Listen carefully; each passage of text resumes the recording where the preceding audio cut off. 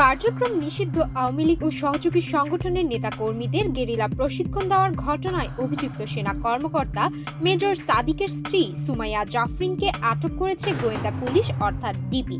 বুধবার ৬ আগস্ট রাতে রাজধানী থেকে তাকে আটক করে মিন্টো রোডের ডিবি কার্যালয়ে নেওয়া হয়। বিষয়টি নিশ্চিত করেছেন ডিবির যুগ্ম কমিশনার মোহাম্মদ নাসিরুল ইসলাম। সুমাইয়া জাফরিনের বিরুদ্ধে অভিযোগ রয়েছে তিনি স্বামী মেজর সাদিকের সঙ্গে গেরিলা প্রশিক্ষণ কার্যক্রমে সক্রিয়ভাবে অংশ নিতেন। পুলিশ জানান, দীর্ঘদিন ধরেই তাকে খুঁজছিল গোয়েন্দা বিভাগ।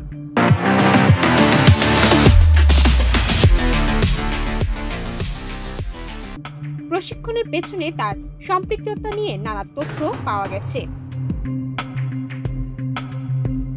এর আগে গত সপ্তাহে রাজধানীর বসুন্ধরা আবাসিক এলাকার কাছে একটি কনভেনশন সেন্টারে গোপন বৈঠকের সময় নিষিদ্ধ ঘোষিত আওয়ামী লীগ, ছাত্রলীগ সহ বিভিন্ন সহযোগী সংগঠনের ২২ জন নেতাকর্মীকে গ্রেফতার করে ঢাকা মহানগর গোয়েন্দা পুলিশ। গোপন ওই বৈঠকে উস্কানিমূলক কর্মকাণ্ড এবং সরকার বিরোধী প্রস্তুতির অভিযোগ ওঠে। এ ঘটনায় রাজধানীর ভাটারা থানায় একটি মামলা করা হয়েছে। পুলিশ জানায়, গ্রেফতারকৃতরা মেজর সাদিকের নেতৃত্বে বিভিন্ন স্থানে গোপনে সামরিক কায়দায় প্রশিক্ষণ নিচ্ছিলেন।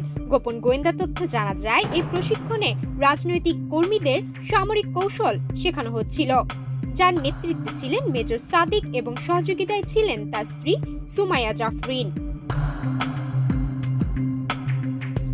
এদিকে ১ আগস্ট আন্তঃবাহিনী জনসংযোগ পরিদপ্তর এক বিবৃতিতে জানায়, ১৭ জুলাই মেজর সাদিককে রাজধানীর উত্তরায় নিজ বাসা থেকে আটক করে সেনা হেফাজতে নেওয়া হয়।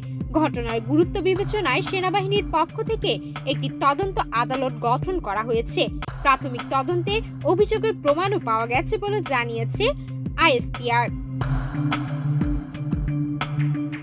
আইএসপিআর এর বিবৃতিতে আরো বলা হয়, পূর্ণাঙ্গ তদন্ত শেষে মেজর সাদিকের বিরুদ্ধে সেনাবাহিনীর প্রচলিত আইন অনুযায়ী শাস্তিমূলক ব্যবস্থা নেওয়া হবে।